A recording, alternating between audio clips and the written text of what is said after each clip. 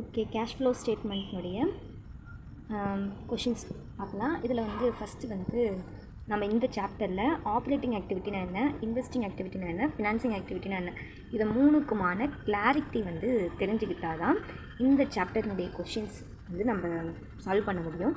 First வந்து operating activities அப்படின்னா அது வந்து டே டு டே அந்த பிஸ்னஸ்க்கான டே டு டே என்ன ப்ராசஸ் என்ன ரன் பண்ணுவாங்களோ அந்த டே டு டே பிஸ்னஸை பேஸ் பண்ணி இருந்துச்சு அப்படின்னா அது ஆப்ரேட்டிங் ஆக்டிவிட்டீஸ். இன்வெஸ்டிங் ஆக்டிவிட்டீஸ் அப்படின்னா இன்வெஸ்ட்மெண்ட்டை பேஸ் பண்ணி இருக்கும். அந்த இன்வெஸ்ட்மெண்ட் வந்து இன்சூரன்ஸ் மாதிரி கூட இருக்கலாம். இன்வெஸ்ட்மெண்ட்டை பேஸ் பண்ணி இருக்குது அப்படின்னா அது வந்து இன்வெஸ்டிங் ஆக்டிவிட்டி. ஃபினான்ஷியல் ஆக்டிவிட்டீஸ் அப்படின்னா இது வந்து ஷேர்ஸை பேஸ் பண்ணி கூட இருக்கும். கேபிட்டலில் வந்து இன்க்ரீஸ் பண்ணுற மாதிரி இருக்கும். போரோயிங்கு, லோனு இதெல்லாம் வந்து இந்த ஃபினான்சிங் ஆக்டிவிட்டீஸில் வரும். ஸோ இந்த மூணுக்குமான கிளாரிட்டி வந்து தெரிஞ்சுக்கிட்டால் இந்த சாப்டர்னுடைய எவ்ரி கொஷின்ஸையும் நாம் சால்வ் பண்ணுறதுக்கு ஒரு அண்டர்ஸ்டாண்டிங் வரதுக்கே இதை வந்து இந்த கிளாஸிஃபிகேஷன் தெரிஞ்சிருக்கணும். ஓகே இப்போ வந்து ஒரு கொஷின் கொடுத்துருக்குறாங்களா, இந்த கொஷினில் இருக்கிறதுல ஆப்ரேட்டிங் எது, இன்வெஸ்டிங் எது, ஃபினான்சிங் எது நம்ம கண்டுபிடிக்க போகிறோம். ஓகே, ஃபஸ்ட்டு வந்து பர்ச்சேஸ் ஆஃப் மிஷினரியில் வந்து மிஷினரி பர்ச்சேஸ் பண்ணுறாங்க.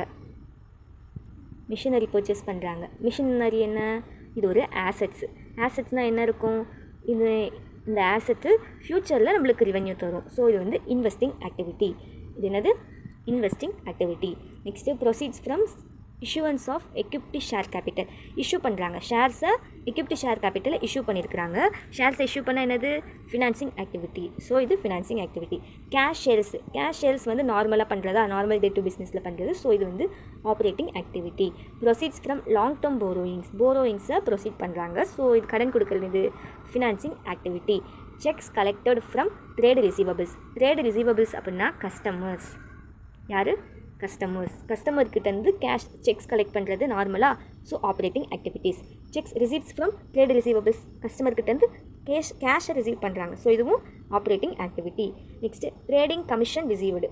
ட்ரேடிங் கமிஷன் எதுலேருந்து வரும், நார்மல் டே டு டே லைஃப்பில் பண்ணுறது தான். ஸோ இது வந்து ordinary operating activities.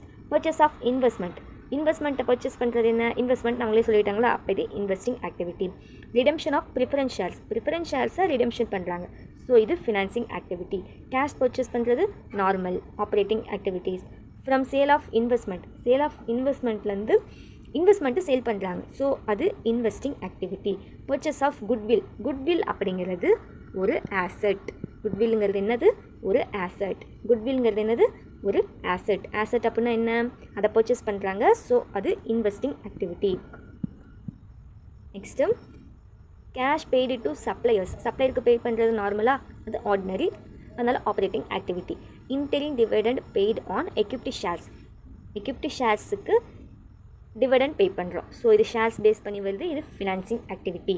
Wages and salaries நார்மலாக, அதனால் ordinary operating activity. Sale patents அப்படிங்கிறது ஆசெட்ஸ். பேட்டன்கிறது என்னது, ஆசெட்ஸ் சேல் பண்ணுறது என்னது, investing activity. Interest received on debentures held as இன்வெஸ்ட்மெண்ட்டில் இருந்து ஒரு இன்ட்ரெஸ்ட் வந்திருக்கு. அப்போ இங்கே இன்வெஸ்ட்மெண்ட்டுங்கிறது டிபென்ச்சர்ஸ். ஸோ இது investing activity. Next interest paid on long term போரோயிங்ஸ்லேருந்து இன்ட்ரெஸ்ட்டு பெய்ட் பண்ணியிருக்கிறாங்க. ஸோ போரோயிங்ஸுக்காக இன்ட்ரெஸ்ட் பெய்ட் பண்ணியிருக்கிறாங்களா, அப்போ இது financing activity. Office and administration expenses இது நார்மல், அதனால் operating activity. Manufacturing overheads paid, மேனுஃபேக்சரிங்கும் நார்மலாக, அதனால் ordinary. Dividend received on shares held as இன்வெஸ்ட்மெண்ட்டில் இருந்து ஷேர்ஸுக்கு டிவிடெண்ட் ரிசீவ் பண்ணுறாங்க. ஸோ இது வந்து investing activity. Rent received on property held as investment, அதாவது ரெண்ட் ரிசீவ் பண்ணுறாங்க எதுலேருந்து, ஒரு இன்வெஸ்ட்மெண்ட்டாக ரிசீவ் பண்ண ப்ராப்பர்ட்டிலேருந்து. ஸோ இன்வெஸ்ட்மெண்ட்டாக பண்ண ப்ராப்பர்ட்டிலேருந்து ரெண்ட் வந்ததுனால இது investing activity. Next selling and distribution expenses paid பண்ணுறது வந்து செல்லிங் அண்ட் டிஸ்ட்ரிபியூஷனுக்காக எக்ஸ்பென்சஸ் பெய்ட் பண்ணுறது இது ஆர்டினரி, அதனால் ஆப்ரேட்டிங் ஆக்டிவிட்டி. இன்கம் டேக்ஸ் ஒரு எந்த ஒரு பிஸ்னஸ் ரன் பண்ணாலும் அங்கே டேக்ஸ் பெய்ட் பண்ணுறது நார்மலாக, அதனால் ordinary. Next dividend paid on preference ஷேர்ஸுக்காக டிவிடெண்ட் பே பண்ணுறாங்க அப்படின்னா அப்போ இங்கே ஷேர்ஸ் பேஸ் பண்ணி வருதா ஃபினான்சிங் ஆக்டிவிட்டி. அண்டர் ரைட்டிங் அப்படின்னா அங்கே வந்து ஷேர்ஸை குறிக்கும். அண்டர் ரைட்டிங் அப்படிங்கிறது எது? ஷேர்ஸை குறிக்கும். ஸோ அந்த ஷேர்ஸை பேஸ் பண்ணி வந்துச்சு என்னது? Financing activity. ஒரு ஷேர்ஸ் மூலமாக கமிஷன் பெய்ட் ஆகுது அப்படின்னா அது ஃபினான்சிங் ஆக்டிவிட்டி. ரெண்ட் பெய்ட் பண்ணுறது நார்மல், அப்போ operating activity. Brokerage paid on purchase of investment purchase பண்ணதுலேருந்து ப்ரோக்கரேஜ் பே பண்ணுறோம். ஸோ இது investing activity. Bank overdraft அப்படின்னா ஓவர் டிராஃப்ட் அப்படிங்கிறதுக்கு ஃபஸ்ட்டு மீனிங் தெரிஞ்சுக்கணும். அது வந்து உன்னோட பேங்க் அக்கௌண்ட்டில் ஒரு 10,000 இருக்குதுன்னு வச்சுக்கோ. அந்த 10,000க்கு மேலே நீ எக்ஸஸாக எடுத்து செலவு பண்ணலாம் அப்படின்னா அதுதான் வந்து ஓவர் டிராஃப்ட். அந்த ஆப்ஷன் உனக்கு பேங்க் கொடுத்துருக்கு அப்படின்னா அதுதான் ஓவர் டிராஃப்ட். கிரெடிட் கார்டுன்னு சொல்லுவோம்ல, நம்ம இருக்கிற அமௌண்ட்டை விட எக்ஸ்ட்ரா எடுத்துக்கலாம். பட் இந்த பேங்க் எப்போ அமௌண்ட்டு கேட்குதோ அப்போ நீ வந்து அந்த அமௌண்ட்டை பே பண்ணிக்கணும் அப்படிங்கிற ஒரு ஆப்ஷன் வரும்ல, அதுதான் வந்து பேங்க் ஓவர் டிராஃப்ட். இங்கே வந்து என்ன நடக்குது? பேங்க்கு உனக்கு கடன் கொடுக்குது. ஸோ போரோயிங்ஸ் நடக்குதா? கடன் கொடுத்தா அது என்ன? Financing activity. ஸோ இது வந்து ஃபினான்சிங் ஆக்டிவிட்டி. நெக்ஸ்ட்டு கேஷ் கிரெடிட்னாலும் கடன் தெரியுமா? அப்போ இதுவும் financing activity. Okay, next short term deposits அப்படின்னா அது வந்து இன்வெஸ்ட்மெண்ட்டில் வருமா? ஷார்ட் டேர்ம் டெபாசிட்ஸ் அப்படிங்கிறதுனால அதுவும் இன்வெஸ்ட்மெண்ட்டில் தான் வரும். ஸோ இது வந்து investing activity. Next highly liquid marketable securities without risk of change in value. அதாவது லிக்விட் அப்படின்னா கேஷாக கன்வெர்ட் பண்ணுறது. மார்க்கெட்டபிள் செக்யூரிட்டிஸை லிக்விட் பண்ணுறாங்க, அதனுடைய வேல்யூ சேஞ்ச் ஆகாமல். ஸோ இது என்னது? கேஷ் எக்யூவலண்ட். இதே வேல்யூ சேஞ்ச் ஆகுது அப்படின்னா அது கேஷ் எக்யூவலண்ட்டில் வராது, இந்த கேட்டகரியில் வராது. Okay, next refund of income tax received. Income tax வந்து நார்மல். இந்த இன்கம் டேக்ஸுக்கு ரீஃபண்ட் ஆகுது அப்படின்னா அதில் வந்து ஆப்ரேட்டிங் ஆக்டிவிட்டீஸ். ஸோ புரிஞ்சுதா? இதுதான் வந்து ஆப்ரேட்டிங் ஆக்டிவிட்டீஸ்னால் என்ன, இன்வெஸ்டிங் ஆக்டிவிட்டீஸ்னால் என்ன, ஃபினான்சிங் ஆக்டிவிட்டீஸ்னால் என்ன, இது மூணுக்குமான மீனிங் புரிஞ்சு நம்ம கிளாஸிஃபை பண்ண தெரிஞ்சால் இதுக்குலேருந்து வர சம்ஸ் வந்து ஈஸியாக சால்வ் அவுட் பண்ணலாம். ஆப்ரேட்டிங் ஆக்டிவிட்டீஸ் அப்படின்னா நார்மல் டே டு டே பிஸ்னஸில் நடக்கிறது. இன்வெஸ்டிங் ஆக்டிவிட்டினா இன்வெஸ்ட்மெண்ட் பேஸ் பண்ணி வருது. ஃபினான்சிங் ஆக்டிவிட்டீஸ் அப்படின்னா போரோயிங்ஸு, லோன்ஸு, கேபிட்டல் அதனுடைய ஷேர்ஸை பேஸ் பண்ணி வர்றது. இது எல்லாமே இன்வெஸ்டிங் ஆக்டிவிட்டியில் வரும். ஸோ இவ்வளோ தான் இந்த சாப்டரில் மோஸ்ட்லி நம்மளுக்கு வந்து கொடுக்குற விஷயத்தில் டைரக்ட் மெத்தடா இன்டைரக்ட் மெத்தடா இது ரெண்டும் கண்டுபிடிச்சி கிளாஸிஃபை பண்ணுறது தான். ஆப்ரேட்டிங் ஆக்டிவிட்டீஸை கிளாஸிஃபை பண்ணுறது தான் இந்த சாப்டரில் கொஷின்ஸ் வரும். ஓகே, இதில் வந்து பேலன்ஸ் ஷீட்டும் கொடுப்பாங்க, இந்த மாதிரி ப்ராஃபிட் அண்ட் லாஸும் கொடுப்பாங்க, அண்ட் இன்ஃபர்மேஷனாகவும் கொடுப்பாங்க. ஸோ எப்படி கொடுத்தாலும் நம்மளுக்கு அதை கிளாஸிஃபை பண்ண தெரிஞ்சிருக்கணும். கிளாஸிஃபை பண்ண தெரிஞ்சால் தான் அது வந்து டைரக்ட் மெத்தடா இன்டைரக்ட் மெத்தடா அப்படிங்கிறத பிரித்து போடுறதுக்கு நம்மளுக்கு ஒரு கிளாரிட்டி கிடைக்கும். ஓகே, டைரக்ட் மெத்தடில் இப்போ எக்ஸாம்பிள்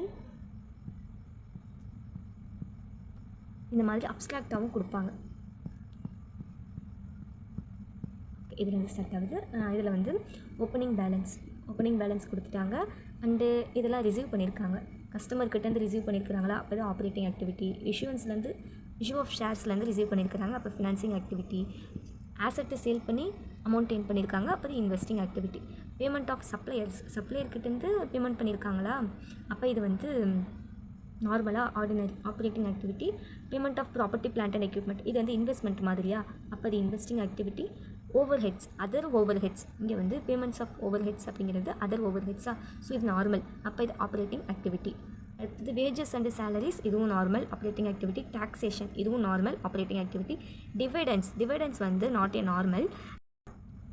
டிவிடெண்ட்ஸை பேமெண்ட் இருக்கிறாங்க, டிவிடெண்ட்ஸ் வந்து நம்மளுக்கு ஷேர்ஸை பேஸ் பண்ணி வருமா, அப்போ அது வந்து financing activity. Bank loan refund பண்ணியிருக்காங்க, ரீபேமெண்ட் பண்ணும்போது போரோயிங்ஸ் தானே, கடன் தானே, அப்போ இதுவும் ஃபினான்சிங் ஆக்டிவிட்டி. லாஸ்ட்டாக இருக்கிறது க்ளோசிங் அமௌண்ட்டை கண்டுபிடிக்கணும்.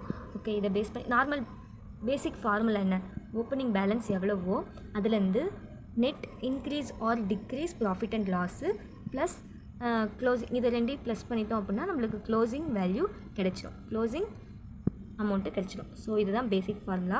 இதில் வந்து ஆப்ரேட்டிங் ஆக்டிவிட்டீஸை கிளாஸிஃபை பண்ணி அதை வேல்யூ பண்ணிக்கிறோம், இன்வெஸ்டிங் ஆக்டிவிட்டியை கிளாஸிஃபை பண்ணி அதை வேல்யூ பண்ணிக்கிறோம், ஃபினான்சிங் ஆக்டிவிட்டீஸை கிளாஸிஃபை பண்ணி அதையும் வேல்யூ பண்ணிக்கிறோம். மூணையும் வேல்யூ பண்ணால் நம்மளுக்கு கிடைக்கிறது வந்து net increase or decrease in cash and இன்க்ரீஸாக பாசிட்டிவாக வந்துச்சு அப்படின்னா அது இன்க்ரீஸு, நெகட்டிவாக வந்துச்சு அப்படின்னா அது டிக்ரீஸு. அதுலேருந்து ஓப்பனிங் அமௌண்ட் எவ்வளோ கொடுத்தாங்களோ அது ரெண்டையும் ஆட் பண்ணிட்டோம் அப்படின்னா நம்மளுக்கு க்ளோசிங் வேல்யூ கிடைச்சிடும். ஸோ இப்படி தான் வந்து டைரக்ட் மெத்தடில் போடுவோம். அதே மாதிரி ஸோ இன்டைரக்ட் மெத்தடில் நம்மளுக்கு பேலன்ஸ் ஷீட் கொடுத்துட்டாங்க. எப்படி நம்ம அதை போடுவோம் அப்படின்னா இதில் வந்து நெட் ப்ராஃபிட் எங்கே இருக்கா நெக்ஸ்ட்டு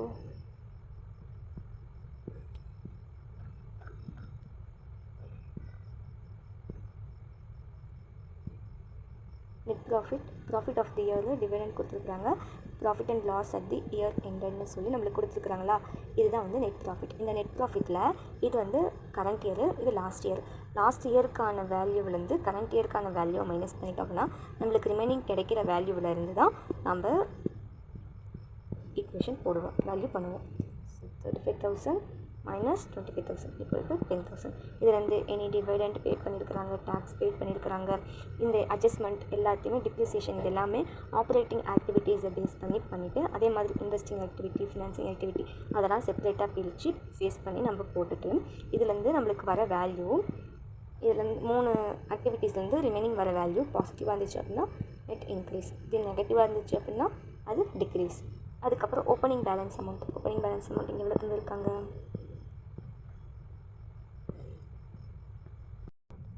கேஷ் அண்ட் கேஷ் எக்யூவலன்ஸாக நம்மளுக்கு என்ன கொடுத்துருக்குறாங்களோ பேலன்ஸ் ஷீட்டில் அதில் லாஸ்ட் இயருக்கான வேல்யூவில் நம்ம எடுத்து போட்டுக்கிறோம். அதுதான் ஓப்பனிங் பேலன்ஸ். அந்த ஓப்பனிங் பேலன்ஸ்லேருந்து இப்போ நம்மளுக்கு கிடைச்ச வேல்யூ இன்க்ரீஸ் ஆச்சு அப்படின்னா ப்ளஸ் பண்ணிக்குவோம், இதே டிக்ரீஸ் ஆச்சு அப்படின்னா மைனஸ் பண்ணிக்குவோம். ஸோ இது ரெண்டு வேல்யூ பண்ணி 3 ஆக்டிவிட்டீஸில் வந்து வேல்யூ பண்ணும்போது நம்மளுக்கு கிடைக்கிற ரிமைனிங் வேல்யூ தான் கேஷ் அண்ட் கேஷ் எக்யூவலன்ஸ் வந்து எண்ட் ஆஃப் தி பீரியட். இந்த எண்டிங் அமௌண்ட்டும் ஓப்பனிங் அமௌண்ட்டும் இங்கே ஆல்ரெடி முன்னாடி கொடுத்துருப்பாங்க. நான் பாரு க்ளோசிங் அமௌண்ட் எவ்வளோ 1,05,000, ஓப்பனிங் அமௌண்ட் எவ்வளோ 90,000. ஸோ இது அப்படியே இங்கே கொடுத்துருப்பாங்க. கேஷ் அண்ட் கேஷ் எக்யூவலன்ஸில் க்ளோசிங் எவ்வளோ 1,05,000, ஓப்பனிங் 90,000. ஸோ அப்படி தான் இன்டைரக்ட் மெத்தடுமே நெட் ப்ராஃபிட் பேஸ் பண்ணி இருக்கும். இதுலேயுமே அப்ஸ்ட்ராக்ட் வரும். இந்த மாதிரி 2 பீரியடிக் கேப் கொடுத்து இதுலேருந்து அட்ஜஸ்ட்மெண்ட் பண்ணி நம்ம போடுவோம்.